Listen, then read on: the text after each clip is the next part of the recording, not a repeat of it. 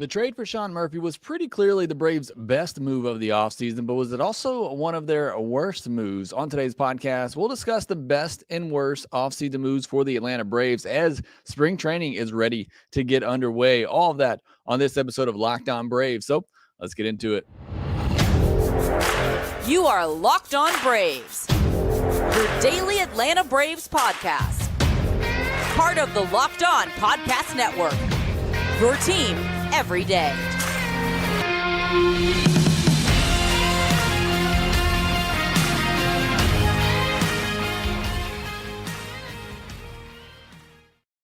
And welcome back to Locked On Braves, part of Locked On Sports Atlanta, your team every day. I'm your host, Jake Mastroianni. You can follow me on Twitter at shortstopball. Also, make sure you check out my website, shortstopball.com, where you can see some of my written work and see some of my other work as well, covering college baseball again this season with College Baseball Nation. That season kicks off this Friday, so looking forward to that. Make sure you follow the podcast on Twitter at LockedOn_Braves. Send in any questions, comments, or feedback that you have for the podcast. Always enjoy hearing from you, the listener. And thanks as always for making Locked On Braves your first listen of each and every day. We are back. We are back to 5 days a week. It really is your team every day here on Locked On Braves as spring training gears up. So looking forward to that. Have a couple of notes from spring training later in the podcast. But primarily today, we're going to talk about the best moves and the worst moves of the offseason for the Atlanta Braves. So really looking forward to getting into that discussion and going through some of your comments as well. As I would say the Braves were pretty active this offseason, but not a ton of huge moves. But I do think we have some that we can discuss here. Before we do, though, I want to let you know that this episode is brought to you by FanDuel Sportsbook, the official sportsbook of Locked On. Make every moment more. Visit FanDuel.com/LockedOn today to get started. So getting started with today's podcast, we're going to talk about the best moves of the offseason. And as I said in the open, trading for Sean Murphy is the best move of the offseason. Not only was the best move for the Braves, it was also one of the biggest trades and biggest moves of the offseason. Weren't a ton of huge trades this past offseason. A lot of big free agent signings, which the Braves, missed the boat on that for sure. But trading for Sean Murphy, I think, is the best move of the offseason for the Braves. If you let me, you want to let me know your thoughts in the comment section, whether in chat or if you're watching this video in YouTube on replay, would love to hear from you, your thoughts on this move. But you did have to give up a lot. You had to give up William Contreras, Kyle Muller, Freddie Tarnok, Royber Salinas, Justin Yeager, and Manny Pena in the deal. But what you get is an elite defender. And I just mentioned my website, shortstopball.com. I wrote a full in-depth article talking about the true value of Sean Murphy and what he's going to bring to the team in 2023 and beyond. Because when you talk about this move, you also have to consider that the Braves locked him up for 6 years. They now have one of the best catchers in all of baseball going into their prime, and the Braves locked him up for 6 years. I think you have to consider that too when talking about the strength of this move and it being the best move for the Braves. But what Sean Murphy brings to the team is he's an elite pitch framer. Has an elite arm behind the plate as well, and he's one of the best at blocking balls in the dirt. All of those will add up to runs saved for the Braves going forward. And that just, makes the pitching staff, which was already good, even better. Travis d'Arnaud, who would become one of the best catchers in all of baseball. Now, you have two guys back there that you can trust every day. And as great as William Contreras was last year at the plate, and I thought he made strides defensively, and perhaps he still does with Milwaukee, he's nowhere near the level of what a Sean Murphy is already. And that's pretty clear in the numbers. Again, you read that article that I posted on my website, nowhere close to where Sean Murphy is defensively. So that's going to be a huge upgrade. It's not something that's always going to show from a fan's perspective when they're watching a game. But trust me, getting Sean Murphy saves a lot of runs defensively. His bat, was just unbelievable in the second half of last year. And you hope that continues, that he's getting better with the bat.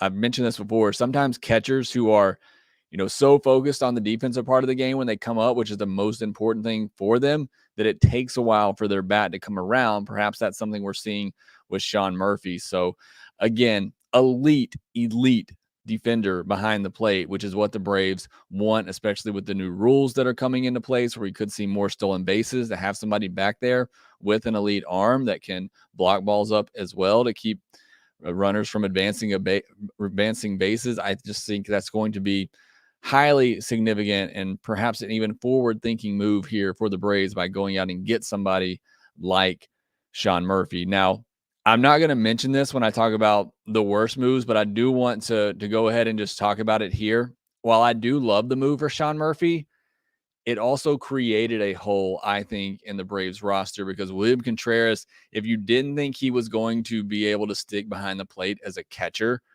I think he was pretty obvious choice to be a very good DH for the team.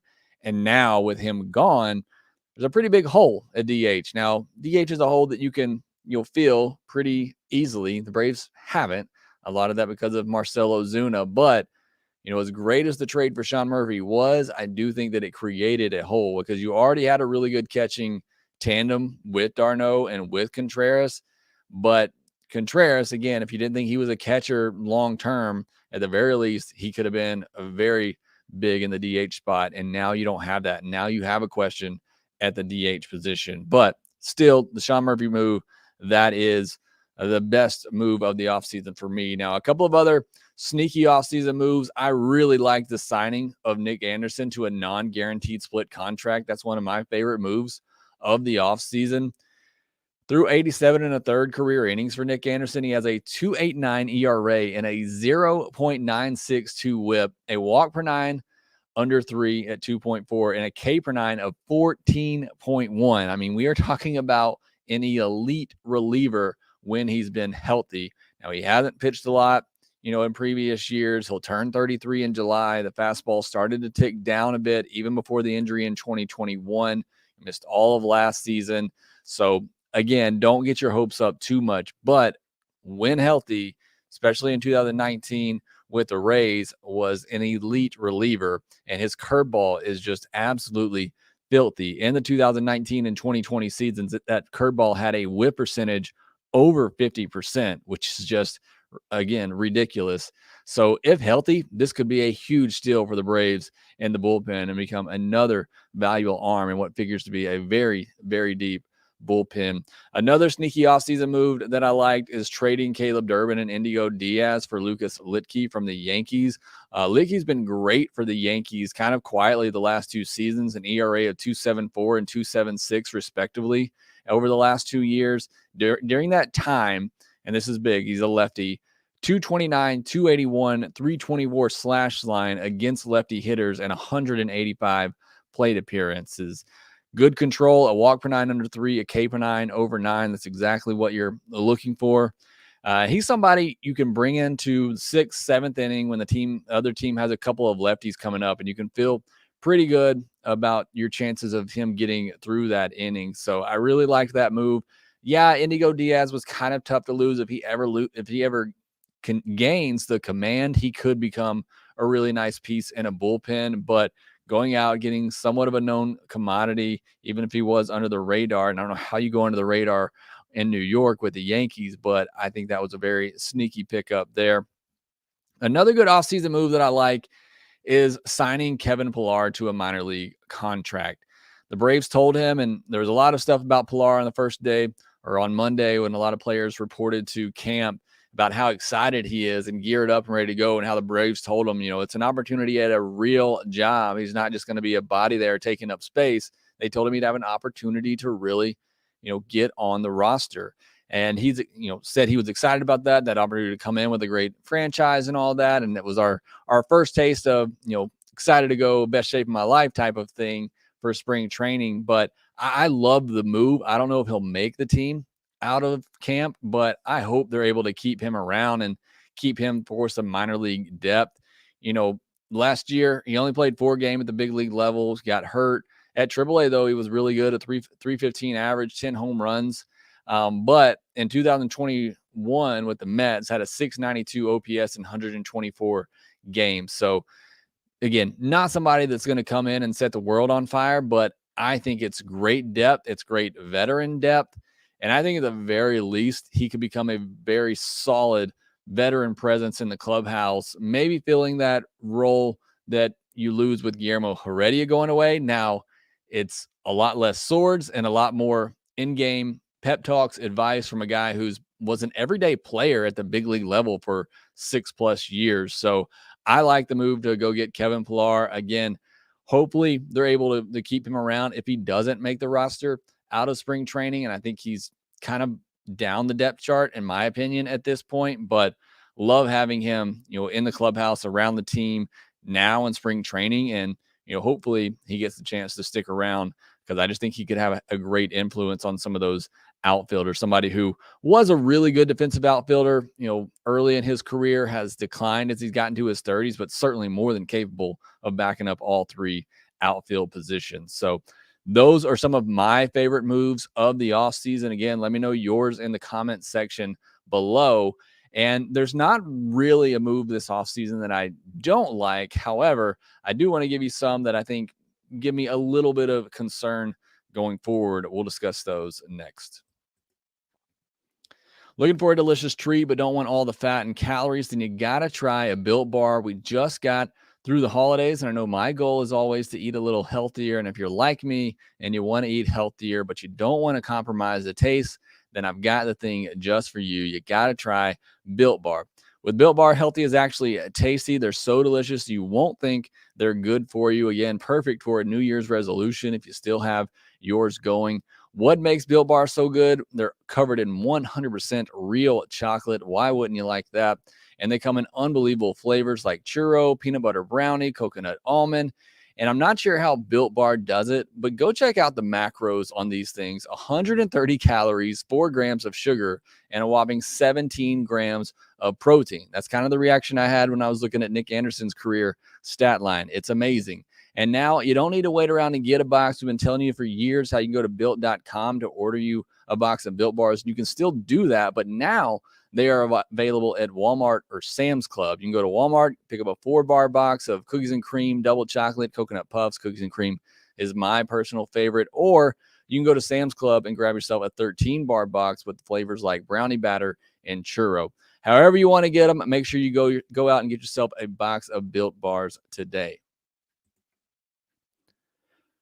Now, if you haven't checked it out, make sure you go listen to Monday's podcast I did with Lindsey Crosby, host of Lockedon MLB Prospects. We went over the top 5 prospects, my top 5 prospects based on upside in the Braves system. It's a lot of fun, a great discussion with Lindsey, who is obviously very knowledgeable about the Braves farm system, as he's a Braves fan himself, but just very good in general on all prospects. So if you haven't given that a listen, make sure you go back and do so. Really great episode there. But going forward, we are strictly in 2023 season mode after today's episode, reviewing the offseason. We are, players are arriving in camp. We're getting ready for spring training. We're getting ready for spring training games and opening day. So here going forward, it's going to be a lot of 2023 content previewing the upcoming season. But today we put a bow on everything, looking at the best and worst moves of the offseason. We talked about the best moves already.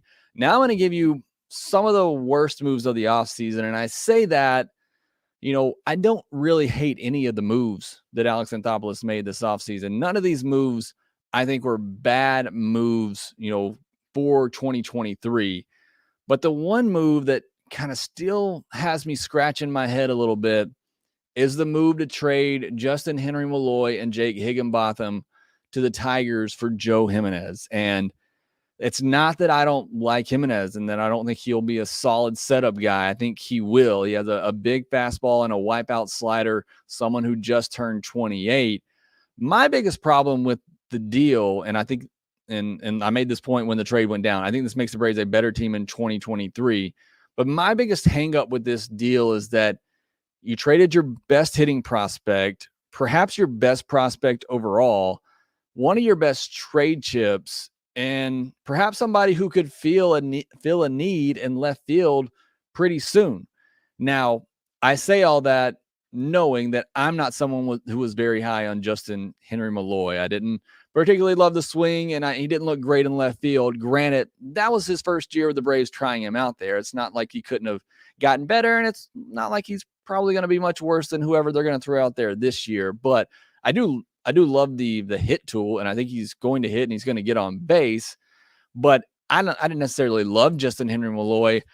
I just didn't love giving up that for 1 year rental of a setup man, and a very good setup man in Joe Jimenez. Don't get me wrong. It makes the Braves better for 2023. I do truly believe that, but it seemed like a high price for me for 1 year. If you were getting 2 years of him, I'd have felt a ton better about the move. But for 1 year of a guy, you gave up maybe your best prospect, for sure, one of your best trade chips. Like, if the Braves didn't believe in Justin Henry Malloy, I got to think they could have gotten somebody with a little bit more control in a trade for him. And maybe I'm wrong. I don't know what the industry, necessarily viewed of Justin Henry Malloy. I know the Tigers were very happy to get him, and it was somebody that they really targeted in this trade. And when you look at it from the Tigers' point of view and how they viewed that deal, they were thrilled to get Justin Henry Malloy, and they really believe in the bat. Again, he's not somebody that I was high of. If I were ranking the Braves system with Justin Henry Malloy in it, he probably would have been in the back half of my top 10. But again, just it seemed like a high price for 1 year of a setup man. When you can go out and get a Nick Anderson on a split contract who could potentially be just as good as Joe Jimenez if he comes back healthy and like he was before. So again, I don't hate the deal. I didn't hate any of the deals that Alex Anthopoulos made this offseason, but that was one to me that I'm still a little curious about, and I'm wondering if it hurts the Braves more in the long term. Another one that's possibly a bad move is the move you didn't make. There were some on Twitter. I know Jared Vickery on Twitter said not bringing Dansby Swanson back is his worst move of the offseason. And look, I would have loved to have Dansby back. I've been saying for years I want him to become the future shortstop of the Braves, and I wish they could have locked him up. But at that price, it did not make sense for the Braves to even entertain something close to that. Now, should they have countered at 130? Did they? We don't know. And would that have been enough to keep Dansby in Atlanta? These are questions we'll most likely always have. But the biggest thing for me is not getting some real insurance for Vaughn Grissom. And look, a lot of you have been telling me as well, believe in Vaughn, and I do. And I've said even last year, going back to last year, I said he's too young, it's too early to give up on this kid being able to handle the shortstop position. So I'm certainly not saying he can't do it, and I'm certainly not saying I don't believe that he can do it. In fact, one of the stories on the first day of a lot of players being there on Monday for Mark Bowman at MLB, talking again to Ron Washington and how Ron Washington believes that Vaughn Grissom can get it done. And certainly we're putting a lot of faith and trust in Ron Washington in all of this, and Vaughn Grissom as well. But even so, not going out and getting some insurance in case things don't work out, I think that has the potential to backfire on the Braves a little bit. Yes, you have Orlando Arcia, but let's say Vaughn Grissom's not ready in spring training and you have to start Orlando Arcia. Then Adrianza is your backup and your bench player. And look, I'm going to be honest, it's a short sample size. I watched almost all of Venezuela's games in the Caribbean series. Orlando Arcia did not look great defensively at shortstop to me. And again, small sample size. I think he'll be fine. I think he has the potential to be average from the days when I watched him in Milwaukee. But I love Arcia in the bench role that he played for most of last year before Ozzie Albies got hurt. And I would prefer him to stay in that role. And I think the Braves would as well. But if Grissom isn't ready, Arcia has to be your guy right now. And I don't love that as a fallback. And then moving Adrianza to the bench, I don't love that either. Or Braden Shoemake. Those are your options right now. And perhaps they still go out and get somebody, Iglesias, Andrews, Simba. They're all still out there and available, and I think would help create some depth and insurance there at the shortstop position. But certainly don't want Adrianza taking long-term reps at shortstop. Shoemake is probably, or I believe he is, the best of all of them defensively, but I have no confidence that he's going to be able to hit at the big league level. So I don't like the depth if things don't work out with Vaughn Grissom. I think they're putting a lot of eggs in that basket that Vaughn Grissom is going to be the guy, and hopefully he is. And I'm not saying he can't be. We need to see it. And even as Ron Washington said, we're not handing him the job. He's got to go out and win it. I just worry if he can't, what's the fallback? And I see Doc's Cards comments from what Washington said on Monday, who said, just watch. And I can't wait to watch him. Look, I'm excited about Vaughn Grissom. I hope he is the man. I hope he becomes the long-term shortstop for the Braves. Again, I just worry a little bit about that middle infield depth if things don't work out, or if they do and Grissom gets injured. Is Arcia a long-term solution at shortstop at this point? I know Adrianza isn't, and I'm pretty sure Braden Shoemake isn't. So I would love it if they were able to go out and get, Iglesias and Andrews, or even an Andrelton Simmons on a small deal. Maybe Simba, you can even get him on a minor league deal at this point. If they could just even do that to give somebody that will at least handle a position defensively and can bat ninth in your order, which is probably what Vaughn Grissom's going to do anyway, would make me feel a whole lot better going into the season. But again, there's nothing that Alex Anthopoulos did this offseason that I just absolutely hate. But those are the two things in particular that worry me a little bit. The long-term cost of giving up Justin Henry Malloy for 1 year of Joe Jimenez, and then not getting some insurance at the shortstop position behind Vaughn Grissom. All right, we did have a little bit of news on Monday pertaining to some rules, not necessarily rules changes, but rules that are going to stay in place. And then obviously some update from Braves camp. We'll talk about those next. The midway point of the NBA season is here, and now is the perfect time to download FanDuel, America's #1 sportsbook, because new customers get a no-sweat first bet up to $1,000. That's bonus bets back if your first bet doesn't win. Just download the FanDuel Sportsbook app. It's safe, secure, and super easy to use. Then you can bet on everything from the money line to point scores and threes drained as well if you're into the NBA action, or you can go ahead and get ready for the MLB season, betting on NL Rookie of the Year, MVP, Cy Young, all of the major awards. They have bets on those and odds up on those already. Plus, FanDuel lets you combine your bets for a chance at a bigger payout with same-game parlay. So don't miss the chance to get your no-sweat first bet up to $1,000 in bonus bets when you go to FanDuel.com/LockedOn. That's FanDuel.com/LockedOn to learn more. Make every moment more with FanDuel, an official sports betting partner of the NBA. Getting into a little bit of the news that we got from Monday. Major League Baseball announced that the ghost runner in extra innings will become a permanent rule going forward in the regular season. And I know a lot of fans don't like this.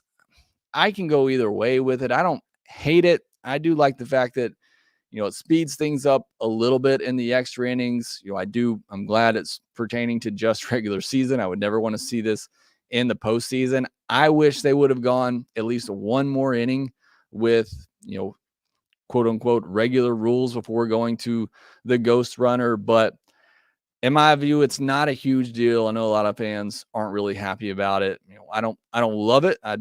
Certainly would be okay if they did away with it, but I understand you got people, a lot of fans are emptying out the stadium. A lot of fans are turning off the TV when baseball games go to extra innings. So I certainly understand that side of it. Again, I wish they would have gone another inning or two before they implemented the rule in extra innings. And then the other thing is that position players can only pitch in extra innings in the ninth inning when the leading team is up 10 or more, or anytime when a team is trailing by 8 or more. This to try to reduce the number of position players pitching, which I'm a big fan of this. Again, I'm sure there's some fans who don't like this. A lot of fans who enjoy seeing Albert Pujols get on the mound and throw 45 miles an hour. I think it's a disgrace to the game personally. So I'm glad to see them doing something about this. You can't tell me you can't get Steven Jackson to come in and throw an inning or two to get through a game. I think that's a little bit ridiculous. Again, it's not a rule I'm really care too much for either way. But again, I'm not huge on position players coming in there. And just, if you're going to come in, at least come in like Charlie Culberson and throw hard and try. What really just kills me is the D Gordons last year who were just coming in throwing rainbows. That to me is just makes a mockery of the game, in my opinion. But if you disagree, let me know. As far as some Braves news, Chipper Jones is expected to be part of the coaching staff again in 2023. Expected to be there around February 27th. He had set out the previous couple of years because of a mandate for coaches to be vaccinated. I think this is huge news to get Chipper Jones back in the clubhouse working with hitters. I think that's going to be fantastic. Whatever your thoughts are on Chipper Jones and his off-field thoughts and ideas, he is completely one of the best when it comes to hitting and talking about hitting. So I'm excited to have him back as a coach working with the players. 7 spring training games will be on TV, and they are expected to have the new play-by-play person for those games. So we likely get that announcement within the next week or two. The first televised game isn't until March 10th. So technically we don't have to hear something until that date, but you got to imagine they probably wrap that up by the end of the month. And a lot of players arriving to camp, Ronald Acuna Jr. among them. There were some ridiculous tweets going around over the weekend about Ronald Acuna Jr. that I don't want to give light to and give attention to, but I think you can put all of those to rest. He's there early. Of course, he's supposed to be there a little bit earlier than others as he gears up for the World Baseball Classic, but glad to see him in there. Teammates talking about how he's going to have a monster year. I say it every time. Please, please let this man stay healthy for an entire year. All right, getting to some of the comments in the chat section. Sutton Tillery says his best move is Sean Murphy trade. The worst was the Jordan Luplow. I didn't mind the Jordan Luplow. Gives you a right-handed masher, but there were probably better right-handed options out there. And I know a lot of people wanted Adam Duvall. He got pretty serious money from the Red Sox, though. Kate Shaver says Sean Murphy best, Sam Hilliard the worst. Not like they gave anything up, much up for Sam Hilliard, so kind of hard to judge that one. AG7 says once Dansby wasn't returning, I think not signing a stopgap shortstop could be a smart move by giving Grissom a confidence boost. And I think that's part of it, why they haven't gone out and signed an Andrews or an Iglesias or somebody else as an insurance is, what does that do to the confidence of Grissom? I don't know, but still, I would have liked to have a little bit more insurance there, and perhaps they can go out and get somebody like that at any point throughout the season.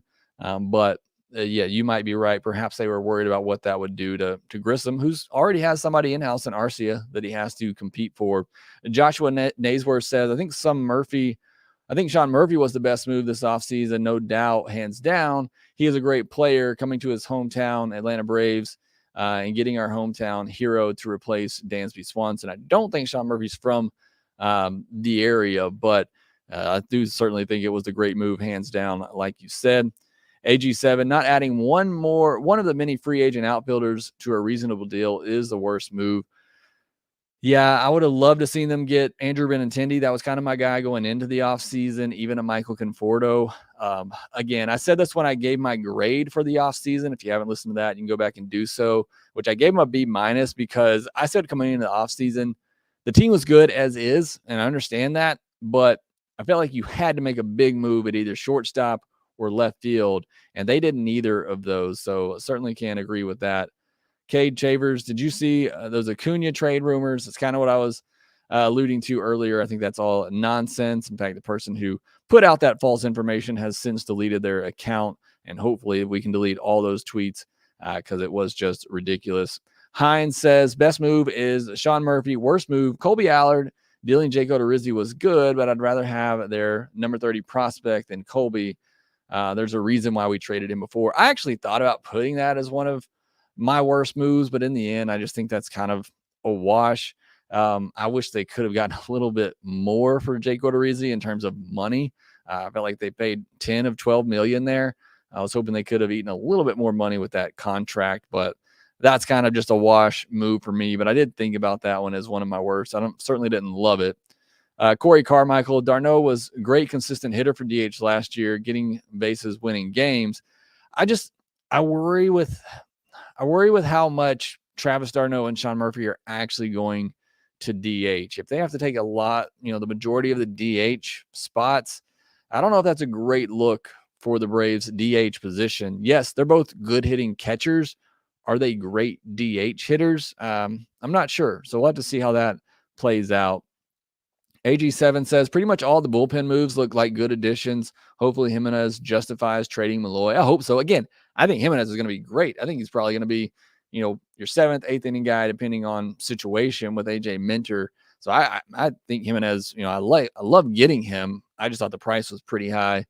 Sutton Tillery, Murphy, Jimenez, and Litke were the best. Doc's cards and Alex Anthopoulos we trust, certainly do.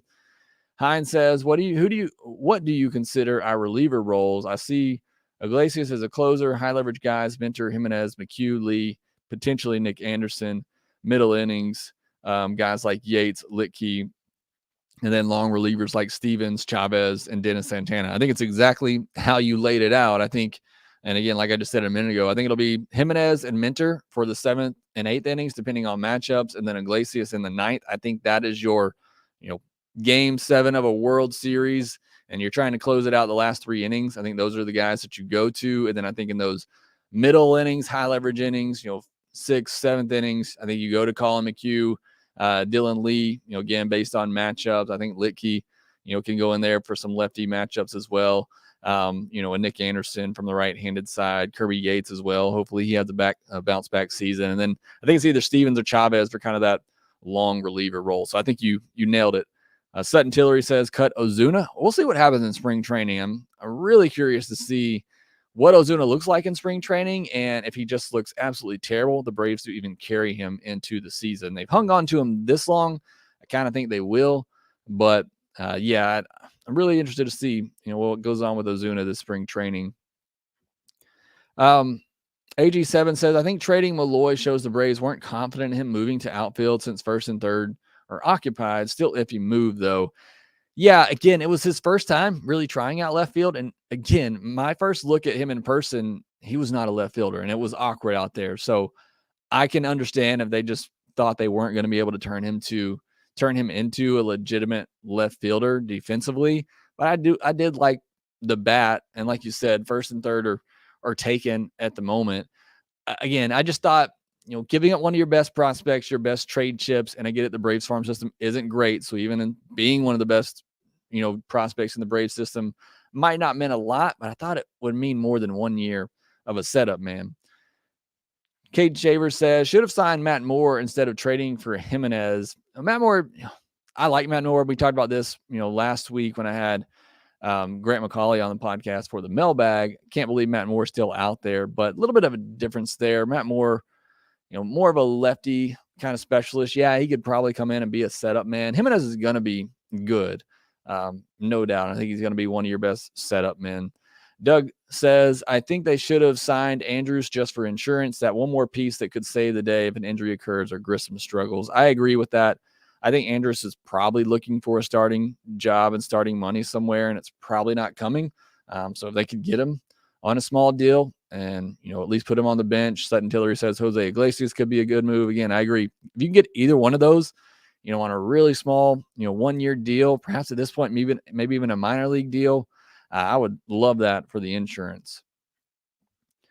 Joshua Naisworth says, I was told again by the Braves versus Grissom is the future. And yes, he is the future of the Atlanta Braves. But right now, that shortstop position, it's going to be Orlando Arcia.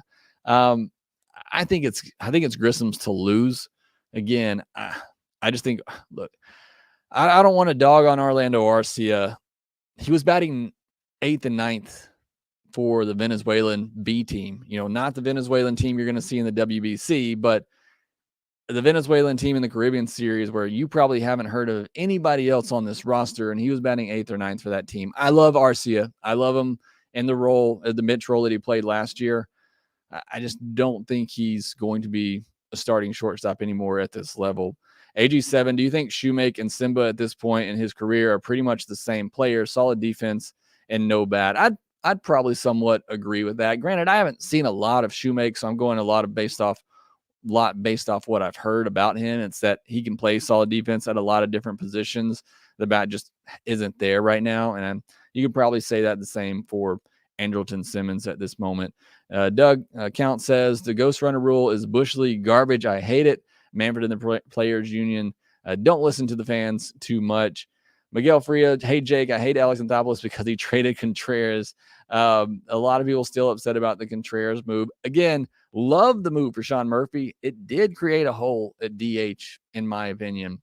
Doc's Cards, how about after 12 innings, it's a home run derby? That would be exciting as well, but no, I would rather take what they have now. But the Braves would do much better at that. I tweeted it out on Monday. I think they're like 9-16 in the last 2 years in extra inning games. They would probably be much better than that if it went to a home run derby with the big bats they have. Matthew Carter talked about Bally Sports filing for bankruptcy. It's going to be a big story to watch this season as well.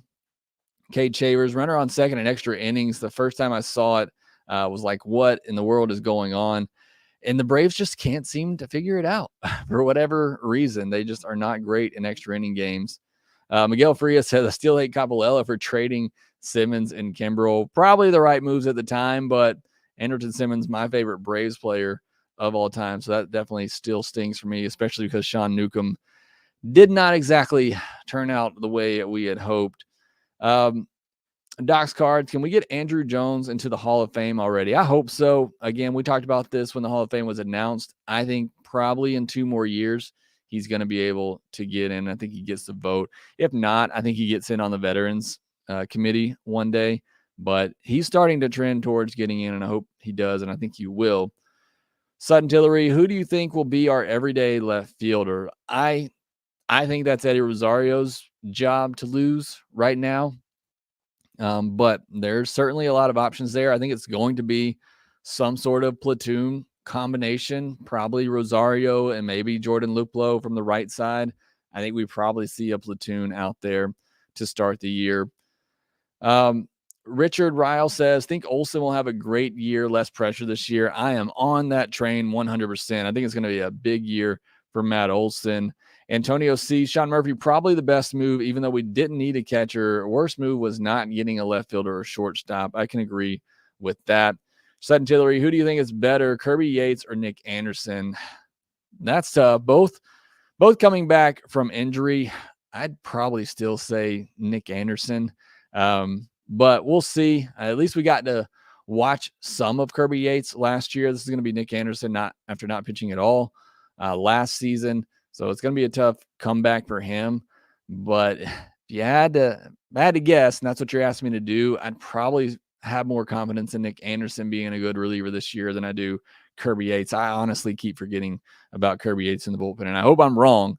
But that's just the feeling that I get right now. All right, thank you so much for listening to this episode of Lockedon Braves. Thanks for making Lockedon Braves your first listen of every day. We'll be back tomorrow talking about some more spring training action and all that's going on there as spring training gets going and more players are arriving at camp.